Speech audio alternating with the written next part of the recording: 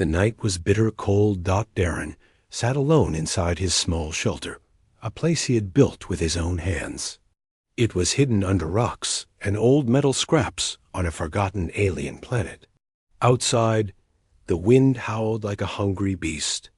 Sand blew against the walls. The sky above was black with thick clouds.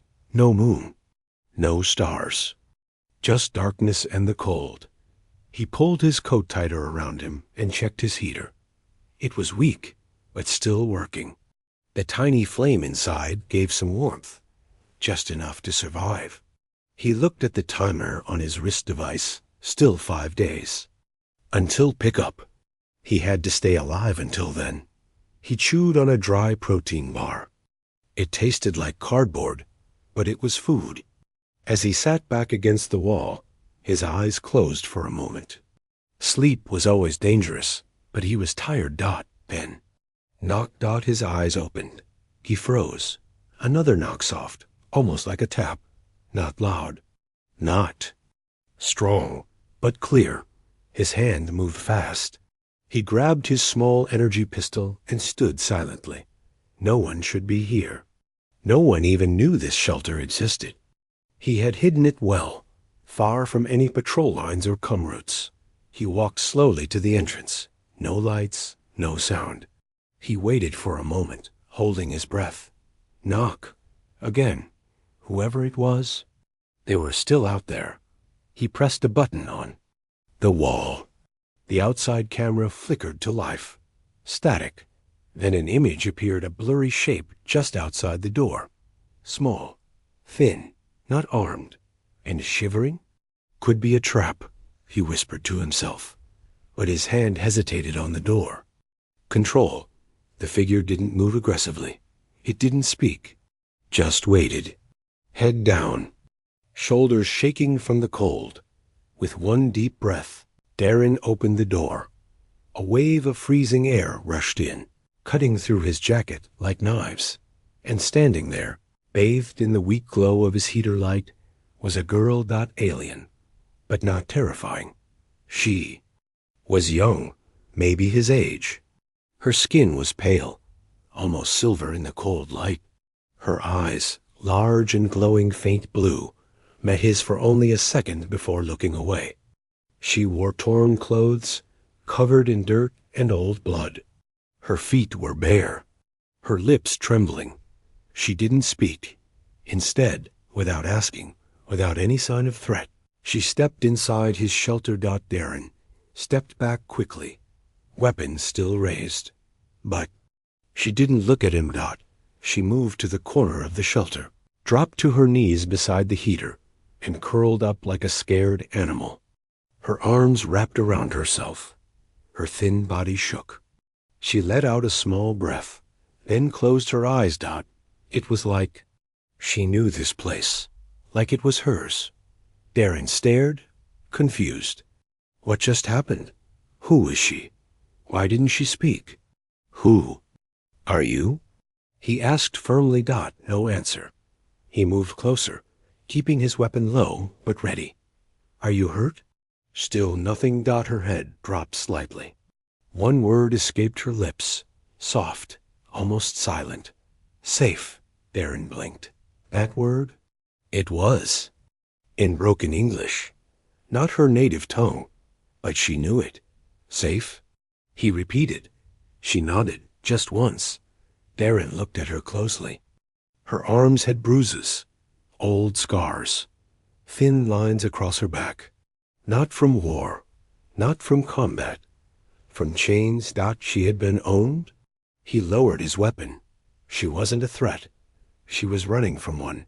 The cold wind howled outside again. Darren shut the door and locked it.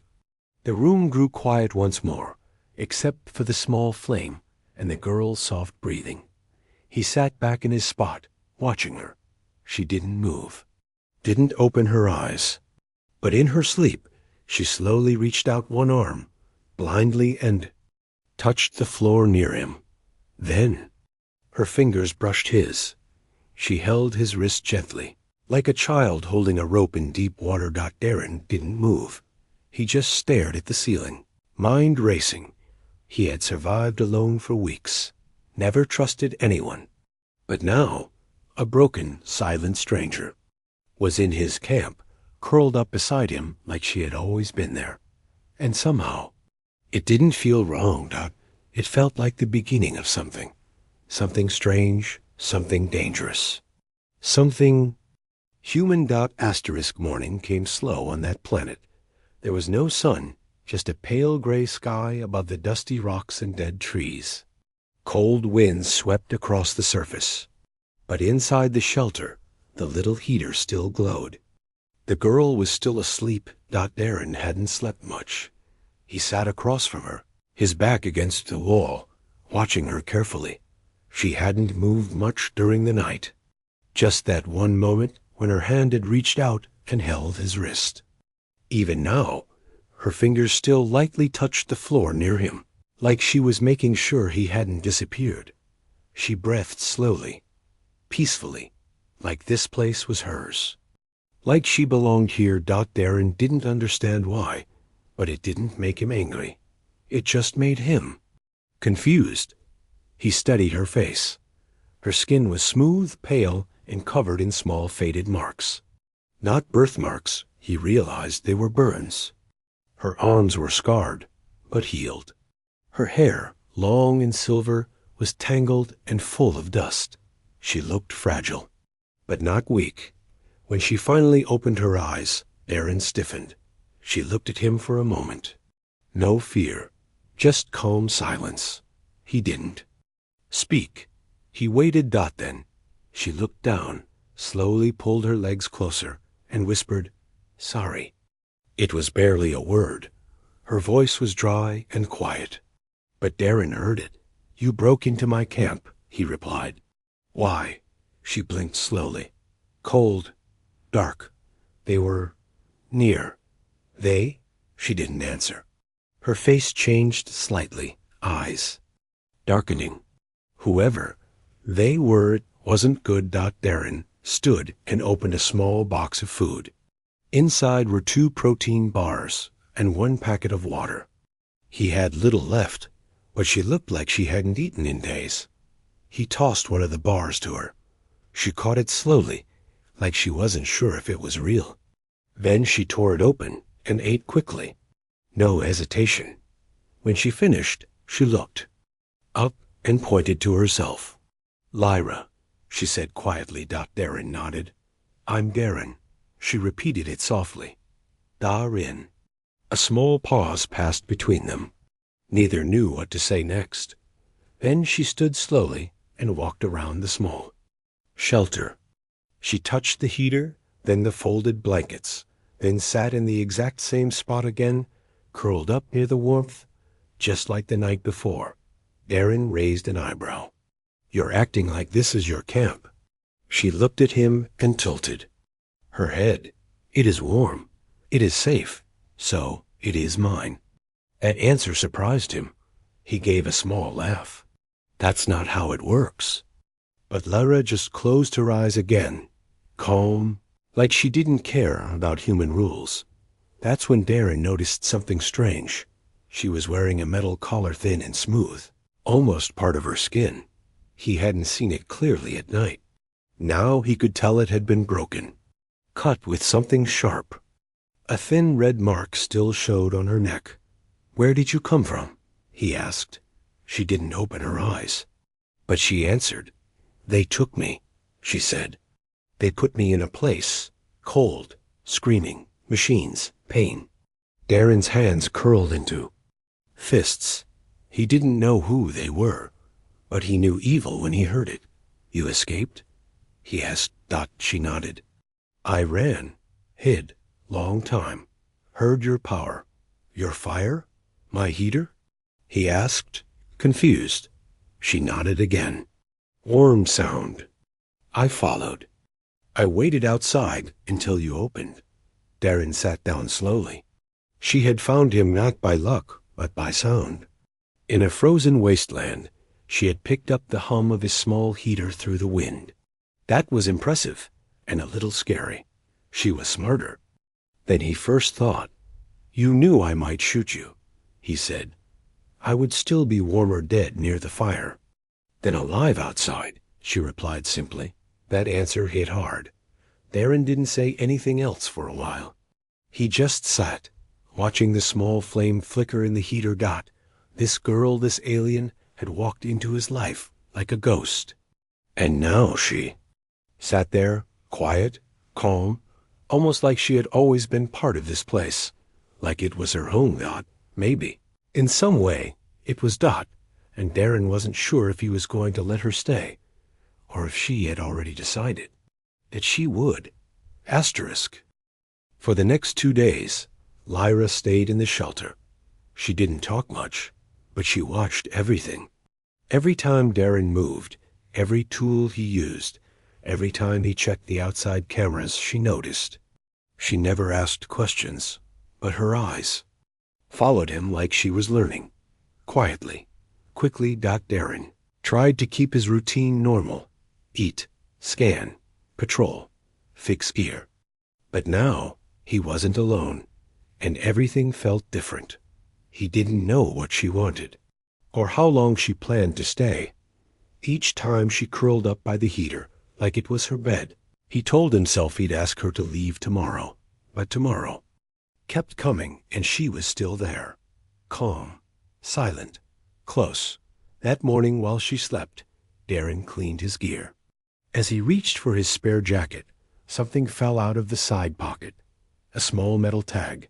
He picked it up and looked at it. It wasn't his dot. It had strange alien symbols etched on it.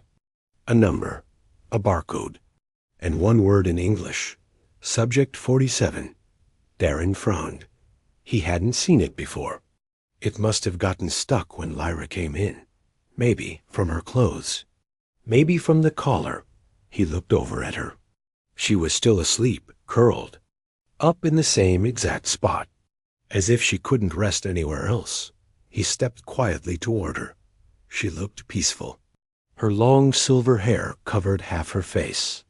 But as Darren crouched beside her, he saw it again, those thin, burned lines on her arms. He gently pulled back one of her sleeves, and what he saw made his breath catch. Her skin wasn't just marked. It was branded. Small symbols had been burned into her arms, clean and precise, like property labels. Not 12. Some old, some fresh. Numbers, logos, chains. His hand trembled. Lyra woke slowly. She blinked up at him. When she saw her sleeve rolled up and his eyes staring at her scars, she sat up fast, pulling away. No, she cried out. Darren raised his hands. It's okay. I'm not going to hurt you. She wrapped her arms around herself, shaking her head. Don't look. I wasn't trying to judge you, he said quietly. I saw the marks. Her breathing slowed, but her eyes stayed wide. I didn't ask what happened before, Darren said. But if you want to tell me, I'll listen. She was silent for a moment. Then, in a broken voice, she whispered, They made me feel pain, not just mine, others too. They said I could sense emotions, that my mind was special. So they used it? Used how? He asked. They put me near prisoners, near soldiers, near dying ones. They measured how long it took before I broke. Darren's stomach turned. Lyra touched the metal collar on her neck. This was part of the machine. It made me feel everything, even when I didn't want to. She looked at him, eyes glowing faint blue. But here, she said, voice trembling, I don't feel pain. Darren didn't know what to say. She looked down. I was not allowed to sleep, not allowed to dream. But with you, I dream. He sat beside her, his voice soft. You're not property here. You're not a number. She looked at him again. Then what am I? You're Lyra, he said. It was a simple answer, but it mattered. She gave a small nod. For the first time, a hint of a smile touched her lips. Later that night, Darren checked the outer scatter logs. A faint blip appeared on the edge of the map brief, then gone. He zoomed in. A small energy signal. Weak, but not natural. Something, or someone, had passed near the rocks above. He stared at the screen for a long moment. Was it just wildlife? Or were they looking for her? He turned toward Lyra. She sat in the corner again, silent, wrapped in the emergency blanket he had given her. She wasn't just a lost girl anymore. She was someone the enemy had marked, and someone they might want. Back, but Darren had already made a choice quietly, deep inside. He wasn't going to let them take her again, no matter what. Asterisk. Darren didn't sleep that night. The weak signal on his scanner kept replaying in his mind. A flicker of movement, just outside the outer ridge. Not close enough to be sure, but too close to ignore. Whoever it was. They weren't part of any rescue team, and they weren't lost. They were searching by early morning. Lyra was already awake, sitting near the heater. She didn't speak much anymore, but she was always aware, always listening. Darren saw her hands twitching, her eyes scanning the walls like she could feel something in the air. He checked the scanner again. Nothing. Now, the signal was gone. Still, he started packing emergency supplies into a small bag, just in case they had to run. Lyra stood up and walked to him. You felt it too, didn't you? He asked. She nodded slowly. They're getting closer. Who exactly are they? She looked down, then whispered. Hunters. Machines. People with dead hearts. Darren didn't like the sound of that. She continued. They used me to find pain, to map it, feed from it. When I escaped, they couldn't track me anymore. But now, I think they found my trail. Darren frowned. How? She placed her hand gently on her neck, with a broken collar used. To hum. This device didn't just control me, it signaled them. I broke it, but maybe not enough. Darren turned to his workbench, grabbed the collar piece she had thrown into the corner days ago, and opened it up with his tools. The inside had been burned and damaged, but a small chip remained glowing faintly blue. He crushed it with his knife. Lyra flinched at the sound but said nothing. There, he said. Now they can't trace you. She looked up at him, eyes wide. Why are you helping me? He paused. He could have said it was the right thing, that it was human nature, but the truth was deeper. Because when you held my wrist that first night, I realized I wasn't alone anymore. Her eyes softened. She took a step closer, then stopped. There's more, she said suddenly. Something I didn't tell you. Darren raised an eyebrow. Go on. I didn't just feel pain, she said. I copied memories. The emotions came with them.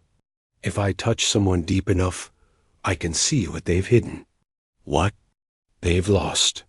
Darren went still. She took another step forward, slowly reaching out, unsure. I didn't mean to, she whispered. That night, when I touched your hand, I saw the fire. Darren closed his eyes. The fire. His squad. The mission that went wrong. The explosions. The screams. The feeling of failure. The reason he had been left behind. She had seen all of. It. You saw my past? He asked. She nodded. But I didn't run. I stayed. He turned to face her. Why? Because I felt your strength, she said. And your sadness. You don't hide behind armor. You carry your pain. I've never felt anything like that before. Her voice was low but calm. And when I sleep near you, the pain goes away. Darren wasn't sure what to say. His mind was full of noise, signals, secrets, fears, but Lyra's voice cut through all of it. Someone is coming, she said. He turned back to the scanner. Again, a weak flicker appeared closer this time. Not just one, 3. Blips. Fast, organized, moving in a triangular pattern sweeping the area. Like trained hunters. Darren loaded his rifle. Lyra backed away from the screen. Her breathing changed. Her skin grew pale. "They'll use stun fields," she warned. "They want me alive, not you." "I'm not letting them take you," Darren said. She shook her head. "You don't understand. They don't see you as a person, just an obstacle." He picked up his pack and placed it beside her. "Then we won't be here when they arrive." She blinked in surprise. "You'd leave your shelter? Your gear?" "This place is just walls and wires," he said. You're a person." She stood silently for a moment. Ben walked up to him and placed her hand gently over his. The first time, she smiled fully. A real warm smile. Darren smiled back, and then they both turned toward the tunnel door. It was time to move. Time to leave the camp. Behind. Time to survive again. Together. Asterisk. The escape tunnel was tight, cold, and filled with silence. Darren led the way, holding a small torch that gave off a faint yellow glow. Behind him, Lyra followed without a sound. Her steps were soft, but her eyes were sharp. The deeper they went, the more the shelter disappeared behind them, and the more danger came closer ahead. The tunnel had only been for emergencies. Now, it was their only hope. After nearly 15 minutes of crawling, they reached the exit hatch. Darren pressed his hand against the scanner. It beeped once, then unlocked. He slowly pushed it open. Fresh air hit their faces. Still cold, still dry. But out here, they had space to move, to run, to fight if needed. Darren scanned the horizon. 3 distant lights were moving across the rocky field. The hunters. They wore dark armor, silent, strong, and fast. No banners, no names. Just black suits with blinking helmets and weapons that didn't glow. Death walked with them, and they were heading straight for the now empty shelter. "They're fast," Lyra said softly. "They'll be faster once they realize we're not inside," Darren replied. He turned toward a narrow path that led between 2 sharp cliffs. "Come on, I have an idea." They climbed into the rocks, higher and deeper, into a part of the ridge that Darren had mapped long ago, but never used. The wind screamed louder up here, and every step was harder, but Lyra didn't complain. She moved like someone who had learned to survive on nothing. Darren found the old trap site, 2 steel beams, and a hidden platform he'd built months ago while testing defenses. It was unfinished, but it could work. "If we slow them down," he said, "we can buy time." Lyra tilted her head. "You want to fight them?" "No, I want to stop them. Just long enough to make sure they don't follow." She looked into his eyes. "You're changing." "How?" "You used to only protect yourself," she said. "Now, you're thinking about us." He smiled slightly. "I guess I've gotten used to you stealing my heater." Lyra smiled back. But the moment passed quickly as Darren placed explosives under the platform. Small, but enough to trigger a collapse. Then they waited. The wind carried the sound first metal boots hitting rocks, echoing through the cliffs. The hunters were close. Darren gave Lyra a signal with 2 fingers. "Hide. Quiet. Ready." She slipped behind a tall boulder, holding a small rock in her hand, eyes glowing faintly again. Darren crouched behind a steel pillar, watching the ridge. Then the first hunter appeared. Tall, armored, a black mask with glowing red dots for eyes. It paused, scanned the rocks, and raised its weapon. Behind him, 2 more followed. They stepped forward onto the hidden platform. Darren waited. 1 breath. 2 breaths. Then dash click. The trap triggered. The metal floor beneath the hunters gave way. All 3 dropped suddenly into a deep crack, hidden by shadows. Dust exploded upward. Rocks rolled down. One of them screamed as they hit the bottom. Darren didn't wait. He grabbed Lyra's hand. "Move!" They ran. Down the far side of the ridge, through sharp stone trails, over dead ground. Darren led, but Lyra kept pace beside him like wind. Behind them, one hunter climbed out of the pit limping, broken armor sparking. He raised his weapon and fired once. The shot missed, but just barely. Lyra turned. She stared at him, her hands. Trembling Dot, but not with fear, with rage. Darren grabbed her shoulder. "No, don't stop." "But no, you don't need to fight to be free." Her breath caught. No one had ever said that to her before. They ran again. And this time, it felt different. Dot, not as prey. Dot, as fighters choosing to survive. Dot, by the time the sun dipped below the rocks. The signal on Darren's wrist went green. A rescue ship was nearby, an old Terran patrol vessel that had picked up his emergency beacon 2 days ago. Delayed, damaged, but finally coming in. Darren looked at Lyra.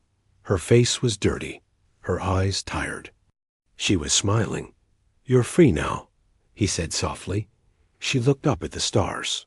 "No," she whispered. "We're free." Behind them, the broken shelter burned, slowly set alight by one of Darren's remote charges. No one would ever use it again, because they didn't need it anymore. They had each other, and that was enough. The rescue ship hovered low over the rocks, its engines humming gently against the quiet sky. It wasn't large, just a Terran Scout-class shuttle, old and worn, but to Darren and Lyra, it looked like hope. A wide ramp dropped open, and 2 armored medics waved them in. Darren helped Lyra up the ramp first. She moved slowly now, her legs shaking from days of cold, fear, and running. But her eyes, her glowing blue eyes, held strength. Inside, the warmth of the ship wrapped around them like a blanket. Clean air. Real lights. Safety. Lyra blinked in surprise as one of the crew gently offered her a blanket and warm drink. No cuffs. No weapons. No collars. She looked at Darren. "They don't hurt me?" she asked quietly. "No," he replied. "These are my people. You're safe here." She sat down slowly, holding the cup in both hands like it was a treasure. The medics began scanning Darren's wounds, checking the bruises on Lyra's arms. One of them looked confused and asked softly, "Who is she?" Darren didn't even hesitate. "She's with me." The medic nodded once and said no more. As the shuttle lifted off, Lyra looked out the small window. Below, the land she had run through for so long became smaller and smaller. The broken world that once trapped her slowly vanished into the clouds. She closed her eyes. And for the first time in her life, there were no chains, no fear, just sky. A few days later, the ship docked at a deep space Terran outpost. Darren and Lyra were taken in quietly. No questions, no loud welcome. Just careful help. They were given a small room.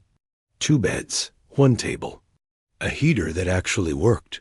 Lyra chose her spot, immediately curled up near the heater, of course. Like it had always been hers. Darren laughed. "You have a habit." She looked up. "It's warm. It feels like home." He nodded.